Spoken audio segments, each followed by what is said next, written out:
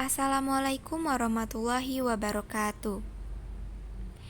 Perkenalkan, nama saya Suci Dwi Putri, kelas 2B dari program studi Tadris Bahasa Indonesia Universitas Islam Negeri Fatmawati Soekarno Bengkulu.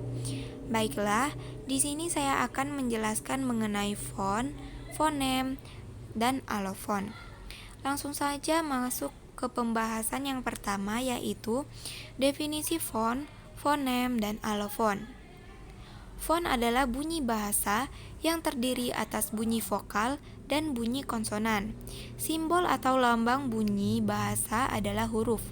Dalam bahasa Indonesia, terdapat 26 huruf dimulai dengan huruf A sampai dengan huruf Z. Fon merupakan satuan bahasa yang bersifat konkret. Fon itu dapat didengar dan dapat diucapkan. Selanjutnya yaitu fonem. Fonem merupakan satuan bahasa terkecil yang bersifat abstrak dan mampu menunjukkan kontras makna atau abstraksi dari suatu atau sejumlah fon, entah vokal maupun konsonan. Karena bersifat abstrak, fonem bukanlah satuan bahasa yang tidak nyata, bukan wujud yang dapat diindra. Memang banyak versi mengenai definisi atau konsep fonem. Namun intinya adalah satu kesatuan bunyi terkecil yang dapat membedakan makna. Bagaimana kita tahu sebuah bunyi adalah fon atau bukan fonem? Banyak cara dan prosedur telah dikemukakan oleh berbagai pakar. Namun intinya adalah kalau kita ingin mengetahui sebuah bunyi adalah fonem atau bukan, kita harus mencari yang disebut pasangan minimal atau minimal pair, yaitu dua buah bentuk yang bunyinya mirip dan hanya sedikit berbeda.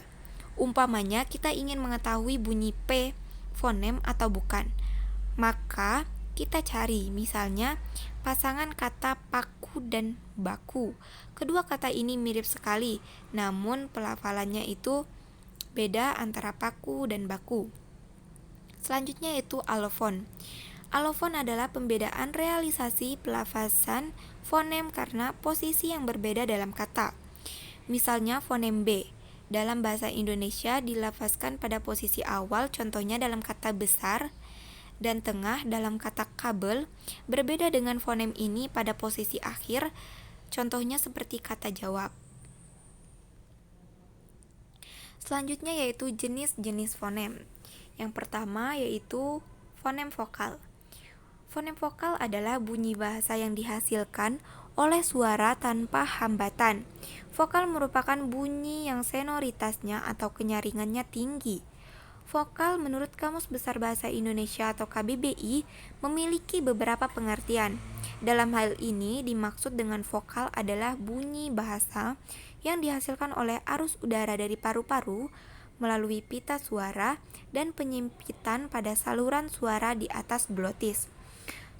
Satuan fonologis yang diwujudkan dalam lafal tanpa pergeseran, seperti misalnya kata A, I, U, E, dan O. Selanjutnya yaitu kluster.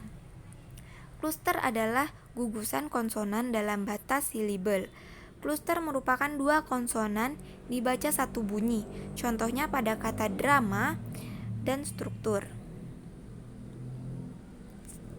Selanjutnya yaitu diftong.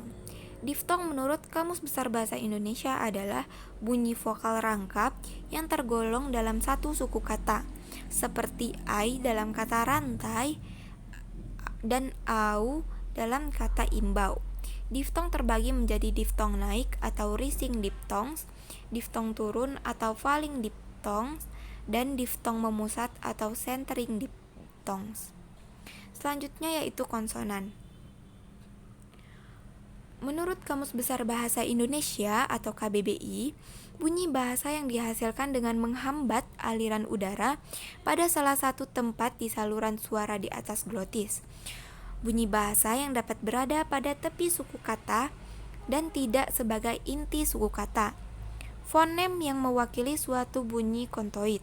Secara umum, konsonan dapat diartikan sebagai fonem yang dihasilkan dengan menghambat udara pada sebagian alat bicara. Selanjutnya yaitu ada dasar-dasar fonem. Di antaranya yaitu yang pertama, bunyi-bunyi suatu bahasa cenderung dipengaruhi oleh lingkungannya.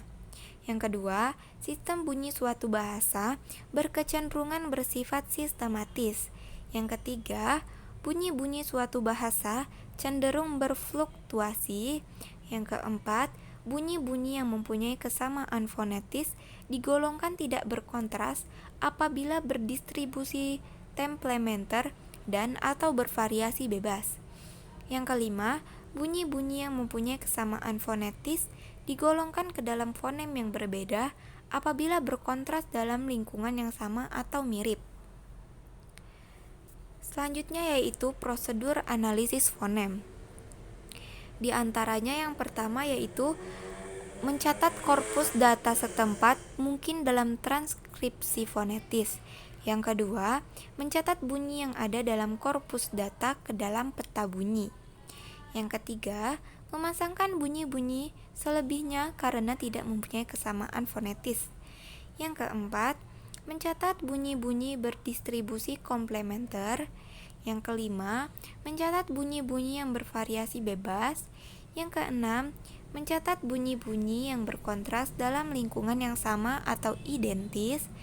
Yang ketujuh, mencatat bunyi-bunyi yang berkontras dalam lingkungan yang mirip atau analogis. Kedelapan, mencatat bunyi-bunyi yang berubah karena lingkungannya. Yang kesembilan, mencatat bunyi-bunyi dalam inventusi fonetis dan fonemis condong menyebar secara simetris. Kesepuluh, mencatat bunyi-bunyi yang berfluktuasi. Dan yang terakhir, mencatat bunyi-bunyi selebihnya sebagai fonem tersendiri.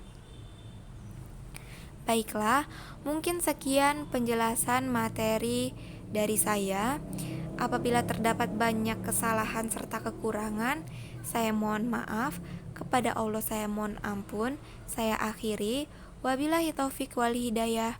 Wassalamualaikum warahmatullahi wabarakatuh.